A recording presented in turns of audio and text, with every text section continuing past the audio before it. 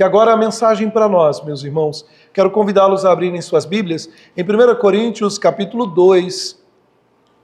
Carta do apóstolo Paulo aos Coríntios, capítulo 2. E leamos o verso de número 16. 1 Coríntios, capítulo 2, versículo de número 16. E antes de lermos, eu quero apenas mencionar com os irmãos, ao longo deste ano, nós vamos tratar com a grande temática metanoia, mudança de mente, mudança de atitude. E uma das coisas, meus irmãos, que nós temos visto nos nossos dias, é um nominalismo muito grande. Pessoas que dizem ser ou declaram ser cristãs, mas não vivem de acordo com o chamado. Há um nominalismo muito grande no que se refere a apenas falar, apenas professar de lábios, mas não professar de coração. Portanto, ao longo deste ano, nós vamos trabalhar com essa temática, mudança de mente, mudança de atitude.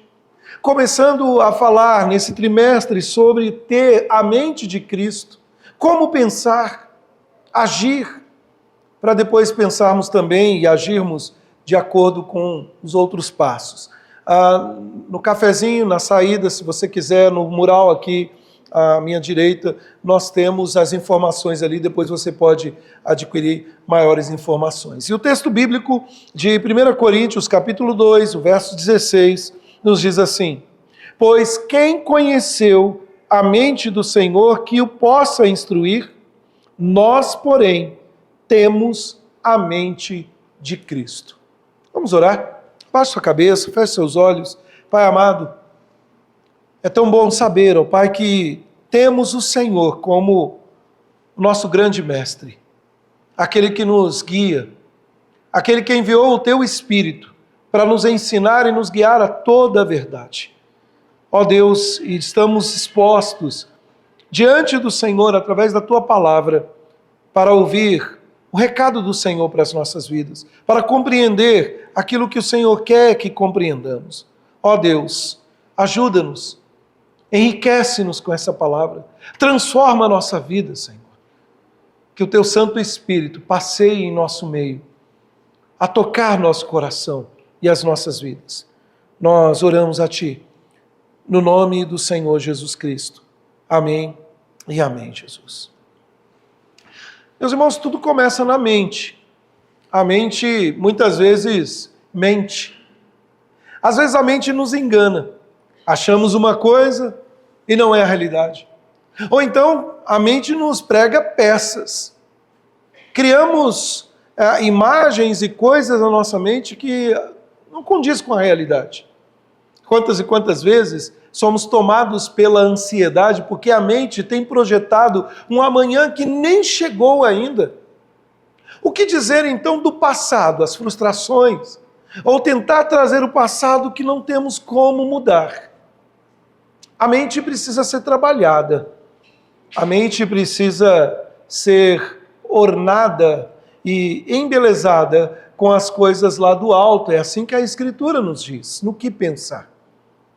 Quando nós falamos, meus irmãos, da dinâmica de termos uma vida moldada por Deus, nós precisamos, meus irmãos, nos fortalecer com a mente do alto, com a mente de Cristo.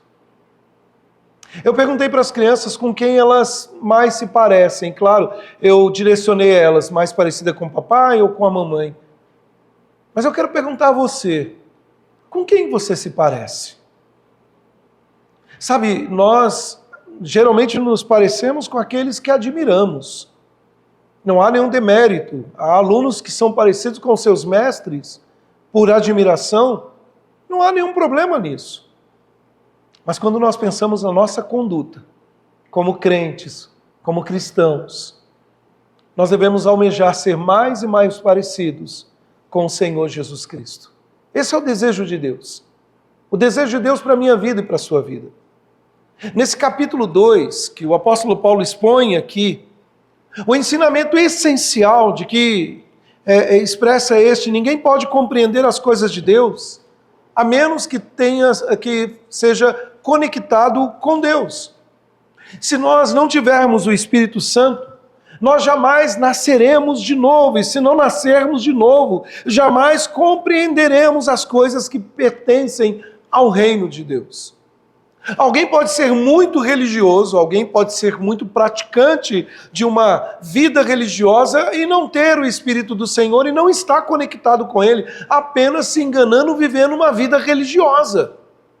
Nós jamais compreenderemos as coisas que pertencem ao reino de Deus, a menos que o Espírito Santo faça morada em nossos corações. Nós precisamos do Espírito para ver as coisas de Deus. Nós precisamos do Espírito para amar a Deus. Nós precisamos do Espírito do Senhor para viver para Deus, para aprender de Deus. E esse, meus irmãos, é a grande temática do texto que nós temos diante de nós. A mente de Cristo.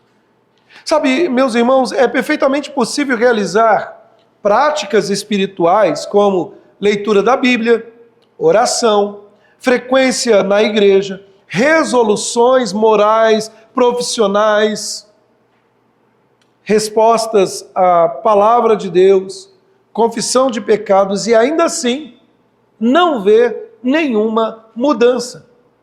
Não são poucas as pessoas que têm vivido ao longo da sua vida 10, 20, 30, 40 anos da vida cristã e não vê mudança, não vê transformação, ou seja, se não tomarmos cuidado, podemos continuar em trevas espirituais. Nós precisamos do poder de Deus, mediado pelo Espírito Santo, através da palavra de Deus, para que a luz do Espírito se acenda. Só então nós poderemos funcionar neste mundo para aquilo que Deus planejou para a minha vida e para a sua vida. O apóstolo Paulo, ele estava preocupado com a situação da igreja de Corinto. As coisas não iam bem naquela igreja. Veja, o apóstolo Paulo sabia a solução, uma compreensão adequada da mensagem da cruz. E depois ele aborda a mensagem da cruz. E ele fala do mensageiro da cruz e ele descreve a maturidade de uma vida cristã. Veja, meus irmãos, a mente que o apóstolo Paulo se refere aqui é a maturidade, é uma mente amadurecida na caminhada com Cristo. É sobre isso, meus irmãos, que eu gostaria de compartilhar 4 características daqueles que têm a mente do Senhor.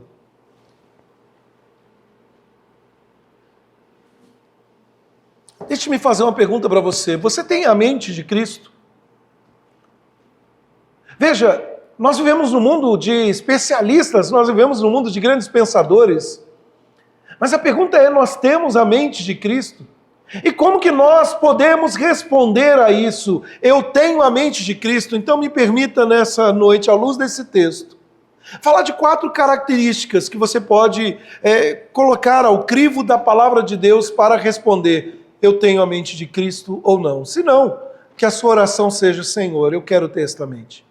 E em primeiro lugar, aqueles que experimentaram a poderosa mensagem da cruz, a poderosa mensagem do Evangelho, o poder transformador de Jesus Cristo, são aqueles que amam a Deus. A primeira característica, meus irmãos, é o amor a Deus. Veja o versículo 6 até o versículo 10 deste capítulo.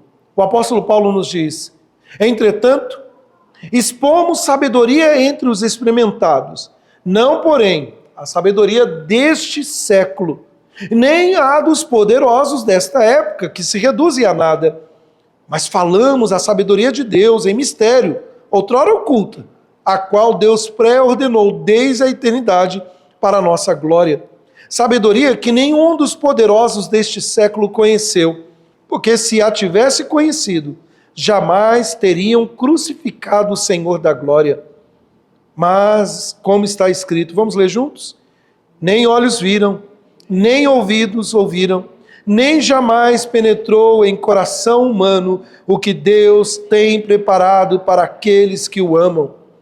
E eu continuo, mas Deus nos revelou pelo Espírito, porque o Espírito a todas as coisas perscruta, até mesmo as profundezas de Deus. Veja, meus amados irmãos, ao vivermos à sombra da cruz, ao vivermos uma vida moldada pela verdade, ao vivermos, meus irmãos, uma vida moldada à sombra do amor de Deus, porque nós só podemos amá-lo, como diz lá em 1 João capítulo 4, o versículo 7 a 19, nós só podemos amá-lo porque Ele nos amou primeiro. E Paulo aqui nos mostra este grande ato. O amor de Deus é um reflexo, o amor a Deus é um reflexo do amor que recebemos da parte do Senhor. Sabe, é interessante porque o apóstolo Paulo, citando Isaías capítulo 64, versículo 4, ele diz o mesmo. Veja, Paulo nos ensina que a pessoa é espiritual. A pessoa que tem o Espírito de Deus é aquela que ama a Deus. Agora, meus amados irmãos, preste atenção nisso. Este amor não é um amor meramente sentimental. Este amor não é um amor superficial. Este amor não é um amor que se restringe aos domingos. Não, é um amor profundamente afetuoso a Deus. E é isso que nós vemos nos textos aqui do verso 9 a verso 10. Nem olhos viram, nem ouvidos ouviram, nem jamais penetrou no coração humano o que Deus tem preparado para aqueles que o amam. Veja, Paulo está citando aqui Isaías 64, versículo 4, apontando para a realidade daqueles a quem Deus salva, que o ama. O ama em troca. A ênfase aqui, meus irmãos, é o que Deus já nos preparou. Você já parou para pensar? Qual seria a maior bênção que você poderia ter recebido na sua vida? Talvez alguém, neste momento, está frustrado porque não ganhou a Mega Sena. Talvez alguém está frustrado porque não conseguiu adquirir determinadas coisas, ações. Mas o que o texto bíblico está dizendo é o que Deus tem preparado para aqueles que o amam. Sabe, meus irmãos, é interessante porque é nesse contexto referente à cruz de Cristo, é que o Espírito de Deus revela a mensagem da cruz e a condição nossa que antes era de perdida, uma condição pecaminosa, uma condição rebelde, agora fora reconciliado através da obra salvífica de Cristo Jesus. Mas o que nós devemos pensar sobre a frase para aqueles que o amam? Sabe, essa frase ela parece deslocada. Parece não fazer muito sentido. Como é que eu posso amar se é Ele que me ama primeiro? Afinal de contas, como que o inimigo pode amar a Deus? Porque nós estávamos num estado de inimizade. Sabe, meus irmãos, é claro que a resposta é: eles não podem amar. Mas aí o apóstolo Paulo tem mostrado isso. Que o Espírito de Deus ilumina um pecador com a mensagem da cruz, com o poder salvador, e quando um pecador nasce de novo, a sua resposta é amor a Deus. É impossível nascer de novo pelo Espírito de Deus e ser adotado na família de Deus e não amar o seu Pai Celestial. O amor de Deus garante o nosso amor, porque Ele nos amou primeiro e nós o amamos. Veja, que amor é esse? Paulo expressa aqui: os sábios amam sabiamente. Esse amor por Deus, que nasce do poder da cruz, é a verdadeira sabedoria. Não é a sabedoria experimentada, meus irmãos, por aquilo que eu posso manipular ou correr atrás, é aquilo que eu recebo. E somente aqueles que estão sendo amadurecidos conseguem compreender que grande amor é esse. Veja, a sabedoria daqueles que foram salvos por Jesus Cristo, quando o Espírito de Deus, por meio da palavra, reconciliou o pecador através da obra de Deus na cruz, através de Cristo. E a grande mensagem, meus irmãos, é cruciforme, ou seja, a cruz nos impele a amar a Deus com um profundo afeto. Ao que o apóstolo Paulo diz, porque o amor de Cristo nos constrange. Veja, meus irmãos, onde o Espírito de Deus abriu os nossos olhos para a mensagem da cruz, esse mesmo Espírito abriu os nossos corações para amar aquele que planejou, aquele que nos comprou, aquele que concretizou a redenção na cruz, e isso é chamado de sabedoria. Não amar a Deus é a maneira mais insensata de viver. É viver uma vida unidimensional, é insensata, é viver achando que tudo se resume apenas aqui. É amar coisas no lugar do Criador. O mundo ama coisas erradas, irmãos. O mundo que nós vivemos demonstra o seu afeto e se volta para as coisas que são decadentes, para as coisas que são perecíveis. Não é à toa que a Escritura nos lembra que o amor ao dinheiro é o quê? É a raiz de todos os males. Pessoas matam, roubam. Sabe, isso é insensato. Amar e se deixar consumir por aquilo que a traça, aquilo que a ferrugem corrói, é o cúmulo da loucura. Alguém que olha para um bem e coloca o seu coração naquilo. O mundo é imaturo, meus irmãos. É incapaz de prosperar. Para um mundo sem Deus, é loucura. Porque, na verdade, só vivem para comer, beber e morrer. Porque, na verdade, o mundo que vivemos ama o que Deus odeia. Eu vou repetir. O mundo que vivemos ama o que Deus abomina, o que Deus odeia. A idolatria, a autogratificação, a imoralidade sexual. Poderíamos falar de muitas outras coisas. Agora, o cristão, o crente, aquele que teve os seus olhos despertados pelo poder do Espírito Santo, aquele que se arrependeu do seu pecado, aquele que confia plenamente no Senhor Jesus Cristo, é capaz de prosperar neste mundo caído, porque os seus afetos estão corretamente direcionados. Ele é capaz de viver entre dois mundos, ou duas dimensões.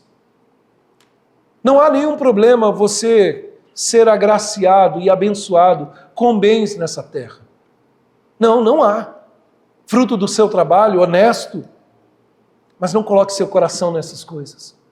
É o amor a Cristo que tem que estar em primeiro lugar. Ama aquele que foi salvo pelo Senhor Jesus, ama o Evangelho e, portanto, ama a palavra de Deus, que o aponta para o grande Deus do Evangelho. Ele ama a santidade mais do que a felicidade, porque Deus é santo e Ele quer agradar o seu Senhor.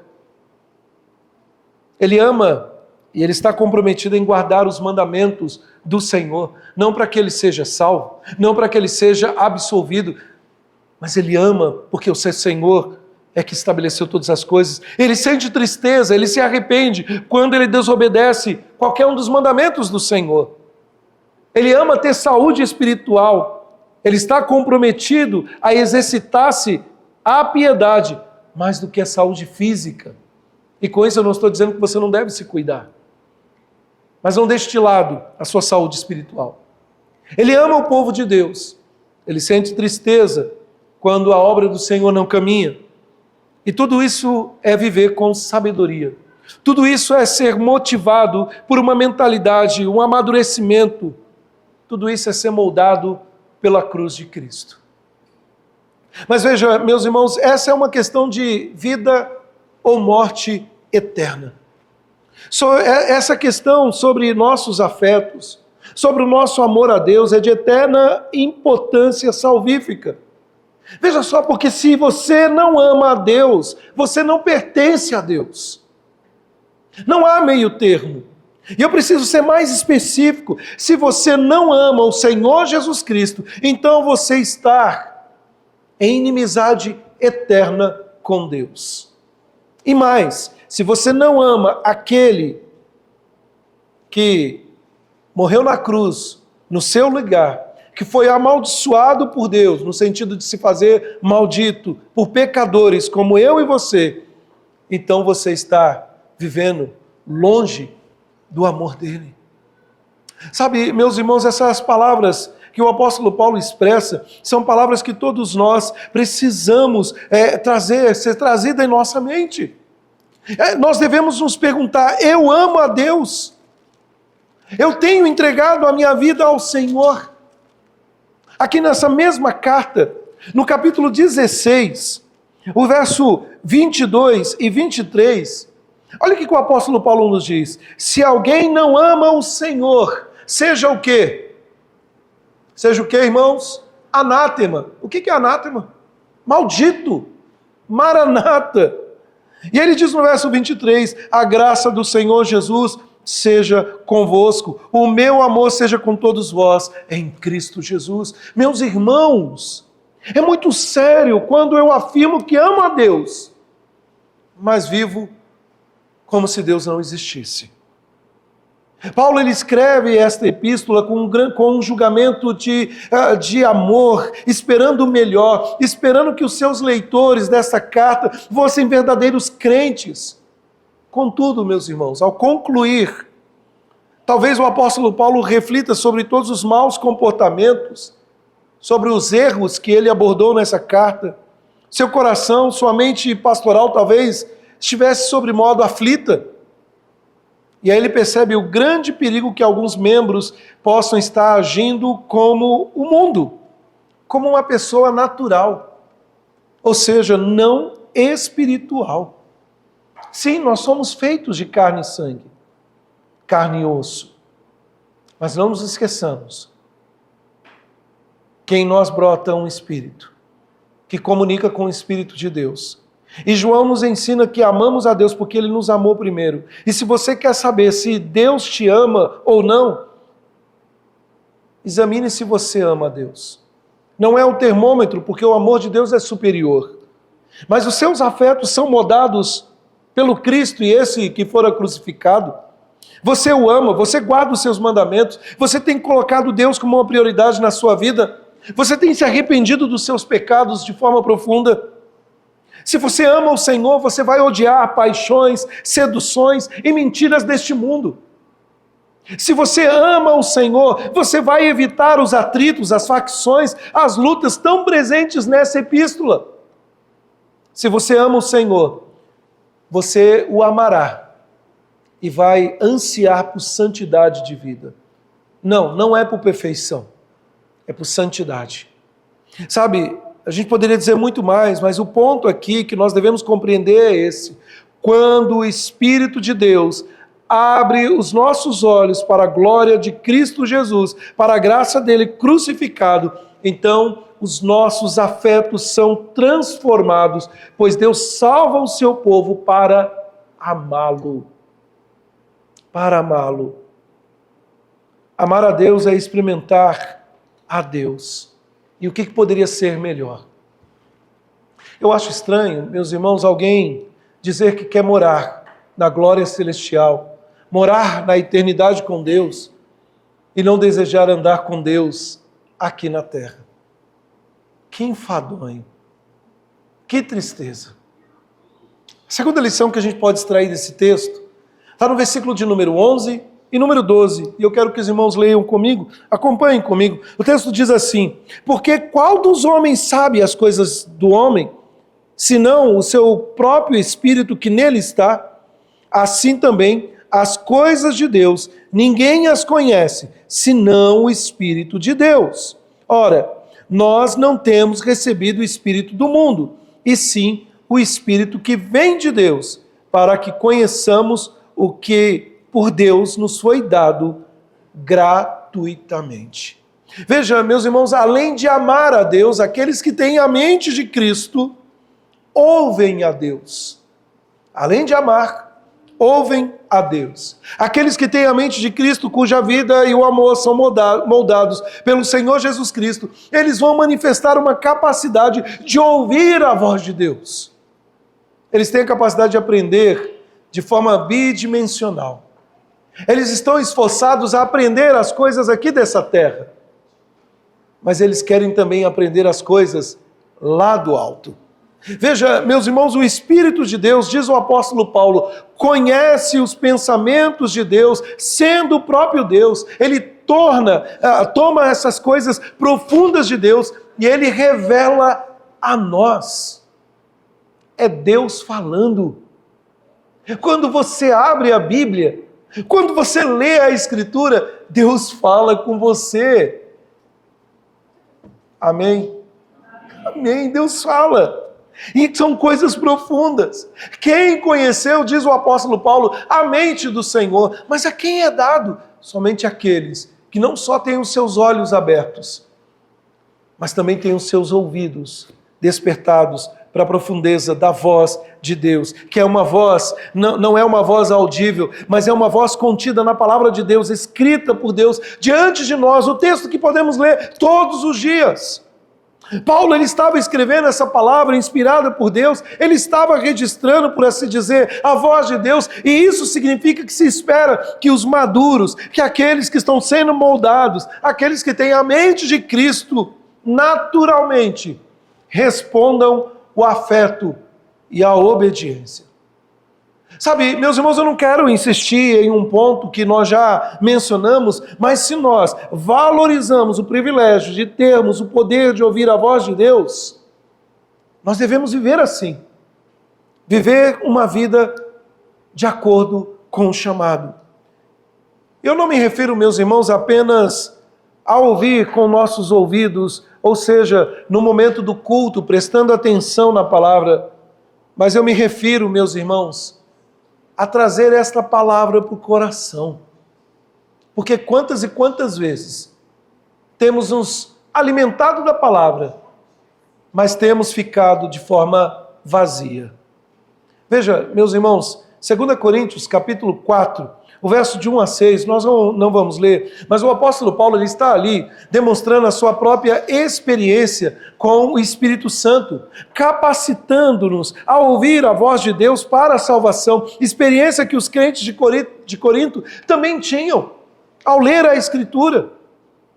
Meus irmãos, minhas irmãs, nós temos ansiado por ler a palavra de Deus, nós temos desejado ouvir a voz de Deus. Cuidado, porque se você só tem vindo à casa do Senhor e mantido a sua Bíblia fechada durante a semana, você pode estar caminhando a viver com um contraste entre duas vozes. Apenas no domingo uma voz, e depois se esquecer da voz do Senhor. A voz do mundo, meus irmãos, ela tem dito, não há nada além do que pode ser sentido, do que pode ser cheirado, do que pode ser ouvido, enquanto o Espírito de Deus, ele diz, há muito mais. A voz do mundo diz, podemos viver de forma autônoma, criando as nossas próprias regras, viveram de uma forma narcisista, voltado apenas para si, enquanto o Espírito de Deus diz que esse tipo de vida vai nos destruir. E o Espírito do Senhor diz, siga Cristo e viva. A voz do mundo diz, podemos conquistar o favor de Deus por nossos próprios méritos, enquanto o Espírito de Deus nos diz que somente por meio daquilo que Deus dá, livre e graciosamente, é que nós podemos ser salvos. Meus irmãos, a questão é, a quem nós estamos dando ouvidos? Isso é muito sério. Porque se o mundo estiver ditando as nossas regras, então nós não conhecemos ainda o que é verdadeiramente a palavra do Senhor. Se temos andado distraído, então, meus irmãos, nós precisamos urgentemente nos voltar para a palavra de Deus. Mas ainda, o apóstolo Paulo nos ensina que aqueles que têm a mente de Cristo, além de amar o Senhor, além de ouvir o que o Senhor tem a dizer, aqueles que têm a mente de Cristo, aprendem com Deus. Olha lá o versículo de número 14 e 15. O texto diz assim, ora, o homem natural não aceita as coisas do Espírito de Deus, porque eles são loucura, e não pode entendê-las, porque elas se discernem espiritualmente. Porém, o homem espiritual julga todas as coisas, mas ele mesmo não é julgado por ninguém. Uma terceira característica, então, daqueles que têm a mente de Cristo, é que eles aprendem com Deus. E nesses versos, meus irmãos, o apóstolo Paulo, ele continua a enfatizar a enorme distinção que há entre a sabedoria do mundo e a sabedoria de Deus. E ele continua a nos ajudar, os crentes de Corinto, a viverem com essa maturidade, para que eles entendam a mensagem da cruz, para que eles não rejeitem esta mensagem. Ele quer que eles apreciem a aptidão espiritual, o potencial que o Espírito Santo concedeu a cada um de nós. Veja que o apóstolo Paulo ele enfatiza o privilégio da pessoa espiritual de não apenas ouvir a palavra de Deus, mas aprendê-la. É Tiago que nos diz que nós não devemos ser apenas o quê?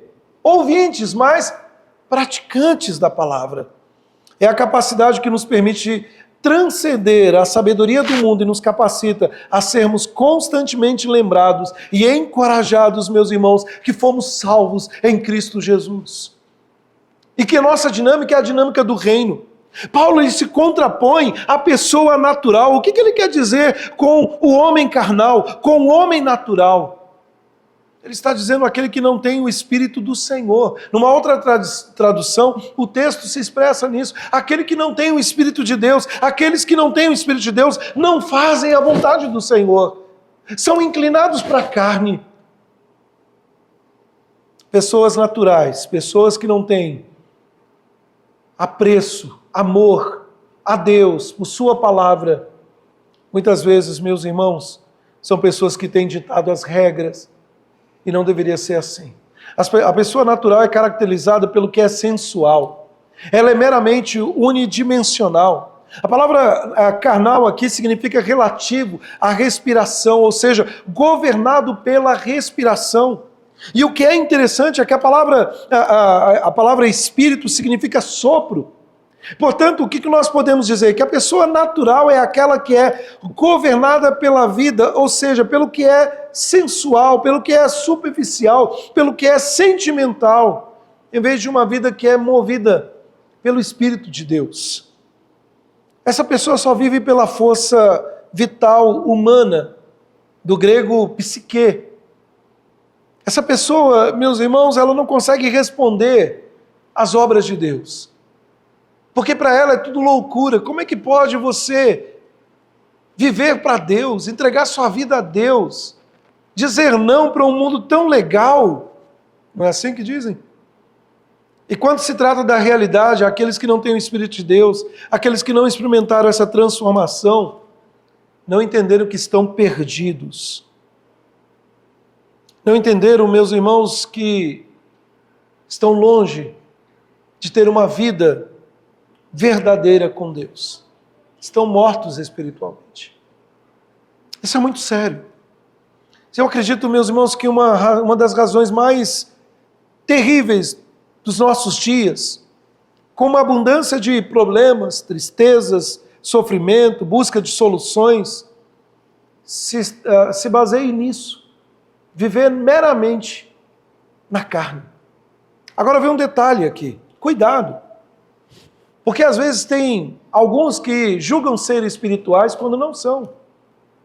Cuidado quando você adquire, por exemplo, os best-sellers do momento, Café com o Pai, ou outros, Bom Dia Espírito Santo, do Benny Hinn, né, esse Misericórdia, e outros, achar que isso é espiritual.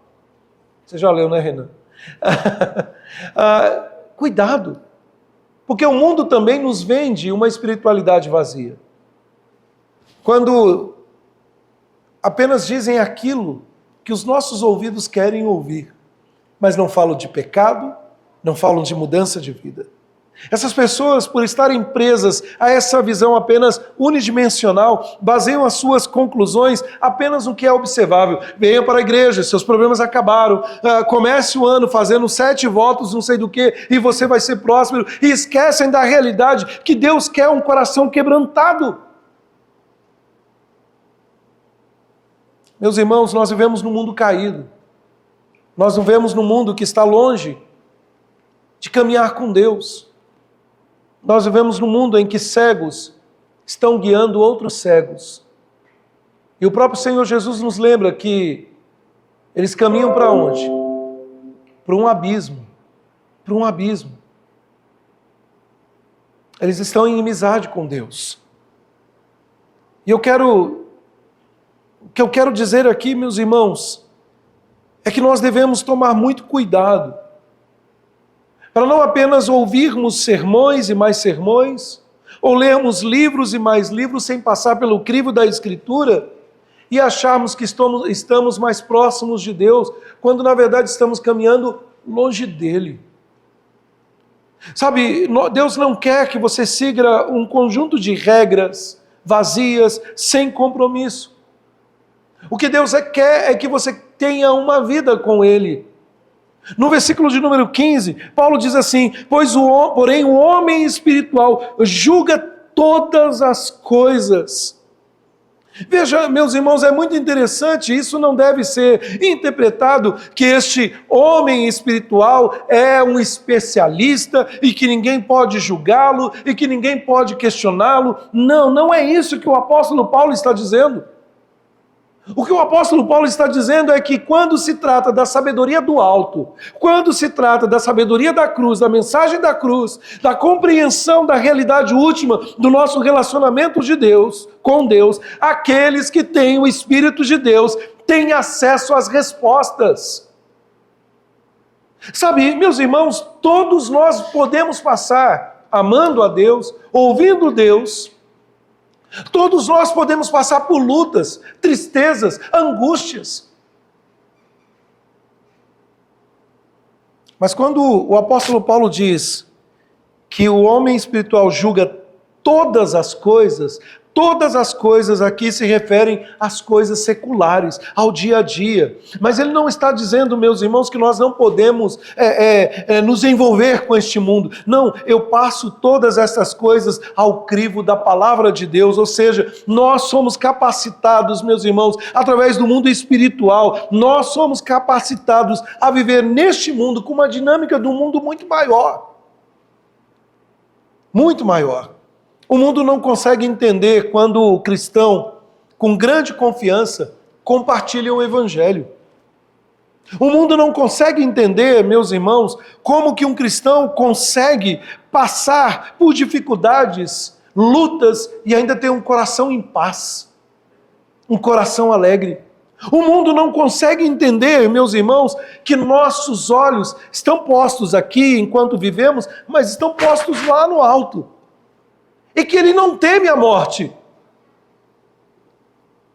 ainda que ele não queira morrer, mas ele sabe que ele vive aqui, e o morrer é lucro, porque ele quer estar com Cristo. O cristão vive na plena realidade das duas dimensões. Enquanto o homem carnal vive apenas nesta esfera, o homem espiritual, ele vive numa dimensão muito maior, ele quer adorar o seu Senhor, mas muito mais do que isso, no que diz respeito, meus irmãos, à nossa conduta de vida, ele quer ser um marido melhor, ela quer ser uma esposa melhor, ele quer ser um servo melhor, ou um filho melhor, ou qualquer outra coisa, porque ele faz tudo para agradar o seu Senhor. É a mente de Cristo. É claro, meus irmãos, que a resposta para tudo isso é que aqueles que têm a mente de Cristo compreenderam uma dimensão que aqueles sem o Espírito de Deus não conseguem enxergar. Não conseguem enxergar. Às vezes a gente quer discutir com algumas pessoas, quase que abrindo a cabeça delas, inculca na sua cabeça, compreenda, olha essa verdade do Evangelho. E não consegue compreender. Entretanto, meus irmãos, o que nós devemos fazer é pedir para que o Senhor abra uma mente que nós não podemos abrir, se for do desejo dEle, da vontade dEle. Mas em último lugar, aqueles que têm a mente de Cristo, além de amar o seu Senhor, além de ouvir a palavra do Senhor, além de aprender desta palavra, eles vivem para Deus. Olha o verso de número 16. Pois quem conheceu a mente do Senhor, que o possa instruir, nós, porém, temos a mente de Cristo. Esse verso final, o apóstolo Paulo está citando Isaías 40, versículo 13. E ele faz isso para enfatizar o que é impensável para a maioria, na verdade, para a realidade da pessoa que não tem o Espírito de Deus. Ou seja, essa pessoa que está sendo capacitada para conhecer a Deus, ela quer viver para Ele. O contexto dessa citação, lá em Isaías, ela inicia uma longa sessão do Evangelho que faz um contraste. Aqueles que conhecem, aqueles que amam, aqueles que adoram o verdadeiro Deus, aqueles que se dedicam a Deus, e o contraste com aqueles que se dedicam aos ídolos. Vazio. Isaías ele descreve Deus em termos gloriosos, acima. E aí surge a pergunta que Paulo faz aqui: quem conheceu a mente do Senhor? A resposta é ninguém. Ninguém. Mas então, ele diz, nós que temos a mente, ou o Espírito, nós que temos a mente de Cristo, podemos conhecer a vontade do Senhor. Não na sua totalidade, mas naquilo que Ele se revela. Sabe, meus irmãos, a cruz nos capacita a viver em duas dimensões. E essa é a expectativa. A cruz sempre esteve presente na mente de nosso Senhor Jesus Cristo. Ele veio para morrer pelos pecados, conforme o Pai designou. Ele nasceu à sombra da cruz. Quantos hoje estão falando do nascimento de Jesus? Ele cresceu, Jesus, à sombra da cruz. Ele ministrou constantemente a essa sombra. Ele morreu naquela cruz. Ela sempre esteve presente nos seus pensamentos. E foi isso que ele manteve focado enquanto vivia aqui. Portanto, meus irmãos, aqueles que receberam o Espírito Santo, são como o Senhor diz, são aqueles que são conscientes, são aqueles que vivem para o Senhor. Alguém disse certa vez, qualquer alegação de ser espiritual tem que ser medida pelo critério de ter a mente de Cristo. Dr. Carson, ele diz o seguinte, o significado de ser espiritual está profundamente ligado à cruz e nada mais.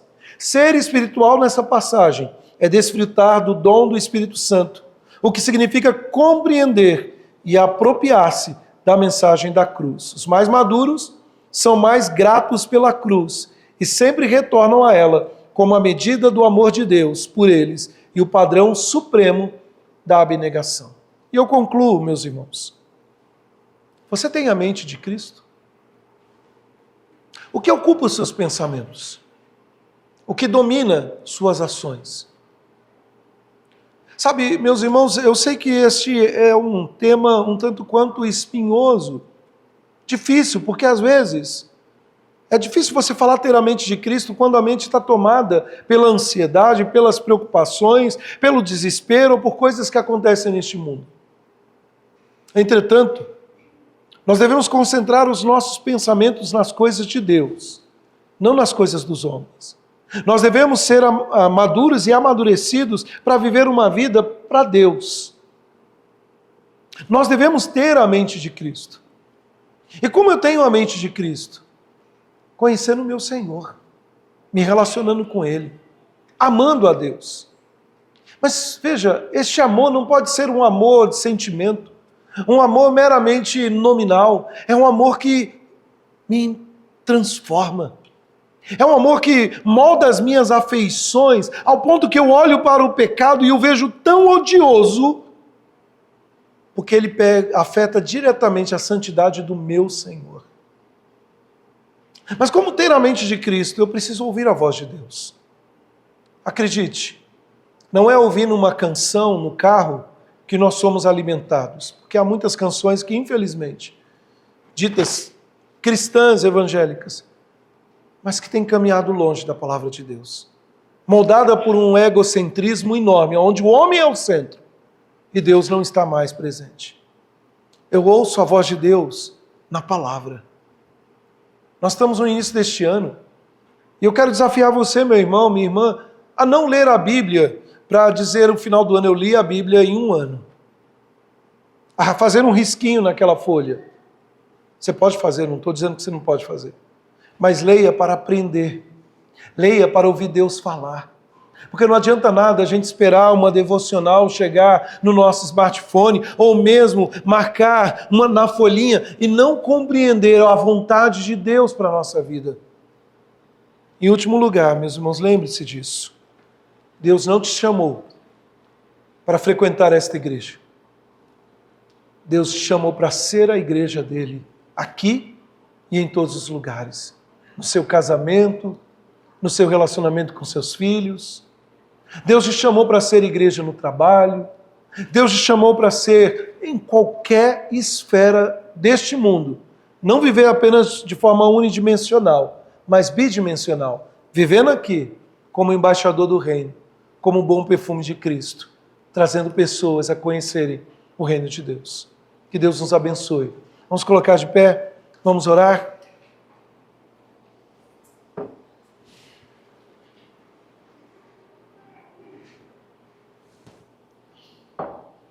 Ó Deus, aplica essas verdades em nossos corações, ó Pai. Dar-nos, ó Deus, a mente de Cristo, a começar desde a mais tenra idade até os mais experientes. Ó Pai, dar-nos, ó Deus, o enchimento do Teu Santo Espírito. Enche-nos, ó Pai, de mais e mais amor por Tua obra. Enche-nos, ó Pai, pelo desejo de conhecer o Senhor na Escritura e aprender nesta Escritura. E dar-nos, ó Pai, uma vida plena, de fato, a viver para Ti, Senhor. Eu quero ter a mente de Cristo. Eu anseio ter a mente de Cristo. E esse deve ser o nosso desejo, Senhor. Que a nossa mente possa se concentrar nas coisas lá do alto. Naquilo que é perfeito. Desejando viver uma vida santa para Ti. Desperta esta igreja, a começar da minha vida, Senhor. A ser mais e mais parecido com o Senhor Jesus Cristo. E que dia a dia, esse amor que temos pelo Senhor seja demonstrado por ações práticas. Assim nós oramos, ó Deus, em nome do Senhor Jesus Cristo. E agora, meus amados irmãos, que a graça do nosso Deus e Pai, que o amor do nosso Senhor Jesus Cristo e que a consolação do Espírito Santo de Deus repouse sobre vós, moldando a sua caminhada, dando a você a mente de Cristo, não deste mundo, mas a de Cristo, hoje, amanhã e por todo sempre. Amém e amém, Jesus.